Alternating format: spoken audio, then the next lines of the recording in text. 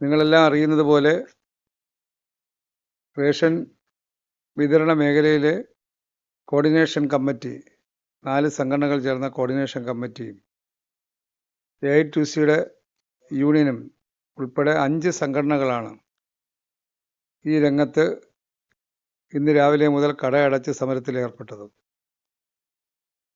അവരുമായി ബന്ധപ്പെട്ട നിരവധി വിഷയങ്ങൾ പല ഘട്ടങ്ങളിൽ ചർച്ച ചെയ്ത് പരിഹാരം കാണാൻ ഗവൺമെൻറ് നല്ല ഇടപെടലാണ് നടത്തിയത്. എന്നാൽ 2 വിഷയങ്ങളുടെ പേരിലാണ് ഇന്ന് കടയടച്ച് അനിശ്ചിതകാല സമരത്തിലേക്ക് നീങ്ങിയത്. ഒന്ന്, അവരുടെ ഡിമാൻഡ് ഓരോ മാസത്തെയും കമ്മീഷൻ അടുത്ത മാസം 15-നുള്ളിൽ നൽകണമെന്നുള്ള വിഷയമാണ്. 2, കമ്മീഷൻ പരിഷ്കരണവുമായി ബന്ധപ്പെട്ട ചർച്ചകൾ അതിനെ സംബന്ധിച്ചുള്ള തീരുമാനത്തെക്കുറിച്ചാണ്. അതിൽ ഒന്നാമത്തെ വിഷയം കമ്മീഷൻ അടുത്ത മാസം 15-ന് നൽകണമെന്നുള്ള കാര്യത്തിൽ തർക്കമുള്ള വിഷയമല്ല. എന്നാൽ നിലവിൽ ബന്ധപ്പെട്ട ശീർഷകത്തിൽ സീലിംഗ് നിലനിൽക്കുന്നതിനാൽ സീലിംഗ് എൻഹാൻസ്മെൻറ്റ്, വാംസ് ക്ലിയറൻസ് എന്നീ നടപടിക്രമങ്ങൾ ഓരോ മാസവും പൂർത്തിയാകേണ്ടി വരുന്നതിനാലാണ് ഈ കമ്മീഷൻ കൊടുക്കുന്നത് വൈകുന്ന അവസ്ഥയുണ്ടായത്. ധനമന്ത്രിയുമായി ആലോചിച്ച് അതിനൊരു സ്ഥിര സംവിധാനം, വ്യവസ്ഥ ഉണ്ടാക്കാമെന്ന് ഞങ്ങൾ ധാരണയിലെത്തി. അതനുസരിച്ച് ധനകാര്യ വകുപ്പ് ഉദ്യോഗസ്ഥരും സിവിൽ സപ്ലൈസ് ഉദ്യോഗസ്ഥരുമായി ഒരുമിച്ചിരുന്ന് ചർച്ച ചെയ്ത് അതത് മാസങ്ങളിൽ 10-നും 15-നും ഇടയിൽ അവരുടെ കമ്മീഷൻ കൊടുക്കാൻ കഴിയുന്ന തരത്തിൽ ഒരു വ്യവസ്ഥ ക്രമീകരണം ഉണ്ടാക്കാമെന്ന് ഇന്നവർക്ക് ഞാൻ ഉറപ്പ് കൊടുത്തു. ആ വിഷയം അത് പൂർണ്ണമായിട്ടും അവർ അംഗീകരിച്ചു. രണ്ടാമത്തെ വിഷയം കമ്മീഷൻ്റെ പരിഷ്കരണമാണ്. അതിനെ സംബന്ധിച്ച് വളരെ പെട്ടെന്ന് തന്നെ ഉടൻ തന്നെ ആരംഭിക്കണമെന്ന ആവശ്യമാണ് അവർ ഉയർത്തിയത്. അതിനെ സംബന്ധിച്ച് ചർച്ചയാകാമെന്ന് ഞാൻ നേരത്തെ അവർക്ക് ഉറപ്പ് കൊടുത്തതാണ്. ഇന്ന് ആ വിഷയം ചർച്ച ചെയ്തു. കമ്മീഷൻ പരിഷ്കരണവുമായി ബന്ധപ്പെട്ട ചർച്ചകൾ മാർച്ചിൽ ആരംഭിക്കാമെന്ന് പറഞ്ഞു. എത്രയും വേഗത്തിൽ അത് പൂർത്തിയാക്കാം. അർഹമായിട്ടുള്ള വർധനവ് എന്താണോ എന്ന് ആ ചർച്ചയിൽ ഉയർന്നു വരുന്നത് അത് നടപ്പാക്കാൻ ആവശ്യമായ നടപടി സ്വീകരിക്കാമെന്ന് പറഞ്ഞിട്ടുണ്ട്.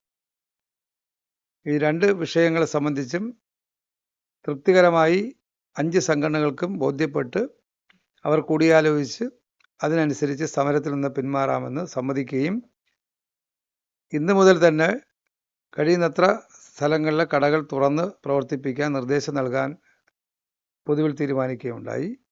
പലരും സമരവുമായി ബന്ധപ്പെട്ട് നേതാക്കന്മാർ ജില്ലാ കേന്ദ്രങ്ങളിലായതുകൊണ്ട് അവരുടെ കടകൾ ഇന്ന് ചിലപ്പോൾ തുറക്കാൻ ബുദ്ധിമുട്ടാണെങ്കിൽ നാളെ രാവിലെ മുതൽ സമയത്തിൽ ഒരു മാറ്റമില്ലാതെ 8 മണിക്ക് തന്നെ തുറന്ന് പ്രവർത്തിപ്പിക്കാമെന്ന് സമ്മതിച്ചാണ് യോഗം പിരിഞ്ഞത്.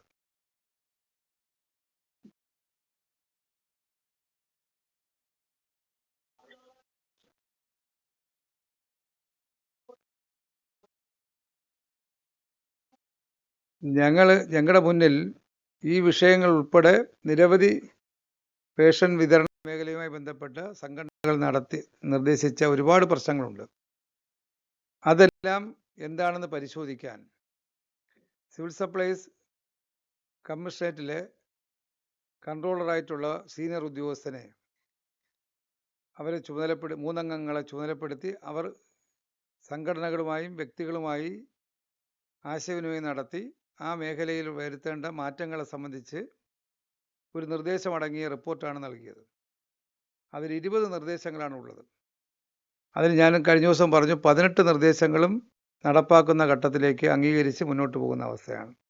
ഇത് സാമ്പത്തിക പ്രയാസങ്ങൾ ഇപ്പോഴത്തെ അവസ്ഥയിൽ ഗവൺമെൻറ് ഉള്ളത് കൊണ്ടാണ് ഈ പ്രശ്നത്തെക്കുറിച്ച് എടുക്കാത്തത്. അവരുടെ നിർദ്ദേശവും സംഘടനകളുടെ ഡിമാൻഡും ഒരുമിച്ച് വെച്ച് ചർച്ച ചെയ്യും. നമുക്ക് ഏത് മാസത്തിനുള്ളിൽ എന്നുള്ള ഒരു വാക്ക് അവർ ഉന്നയിച്ചു. ഗവൺമെൻറ്റിൻ്റെ മുന്നിൽ മാർച്ച് മാസം തുടങ്ങിയാൽ എത്രയും വേഗത്തിൽ പൂർത്തിയാക്കാനാണ് ഉദ്ദേശിക്കുന്നത്.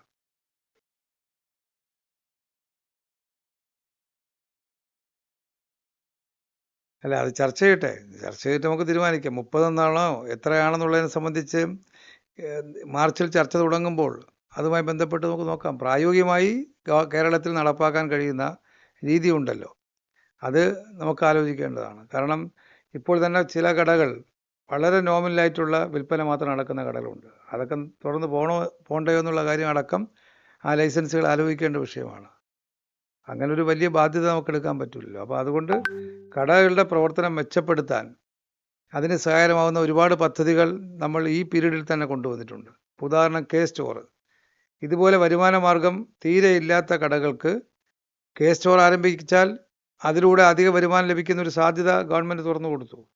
ആദ്യം അവർക്കത് മനസ്സിലായില്ലെങ്കിലും ഇന്നിപ്പോൾ 1700 കടകൾ സ്റ്റോറായി മാറി. 13,000 മുതൽ 15,000 വരെ അധിക വരുമാനം ലഭിക്കുന്ന കടകളായി ആ കടകൾ മാറിയിട്ടുണ്ട്.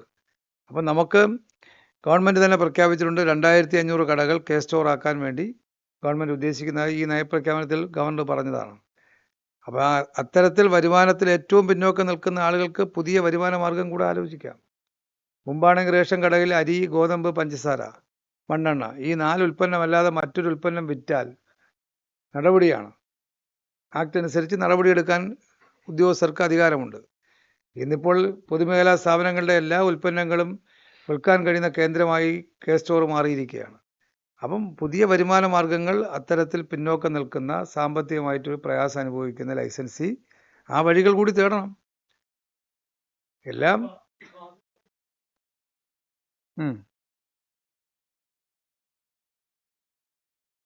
അതെ അതെ. സമരക്കാരണം ഫെബ്രുവരി മാസത്തെ പ്രയാസം നമുക്ക് വരുന്ന അവസ്ഥ വന്നു. എന്നാൽ ഇന്നലെ മുതൽ അവർ മാറിയല്ലോ. ഇന്ന് മുതൽ അവർ വിതരണം ചെയ്തു തുടങ്ങി. ഈ നിലവിൽ തന്നെ സമരം നിലനിൽക്കുമ്പോൾ തന്നെ 9 താലൂക്കുകളിലെ സമരക്കാർ സമരത്തിലേക്ക് പോകാതെ അവർ ഇത് സഹകരിക്കുന്ന നിലപാട് സ്വീകരിച്ചു. എങ്കിലും ആ സമരം നീണ്ടുപോയിരുന്നെങ്കിൽ ഫെബ്രുവരി മാസത്തെ വിതരണത്തെ നമുക്ക് ബാധിക്കുമായിരുന്നു. മഹാഭൂരിപക്ഷം ഷോപ്പുകളിലും 1 മാസത്തെ സ്റ്റോക്ക് അധികം വയ്ക്കാനുള്ള സൗകര്യമുള്ളത് കൊണ്ട് ജനുവരി മാസത്തെ നമുക്ക് ബാധിച്ചിട്ടില്ല. ഇന്ന് വരെ നോക്കുമ്പോൾ 64% ആളുകൾ റേഷൻ വാങ്ങിയിട്ടുണ്ട്.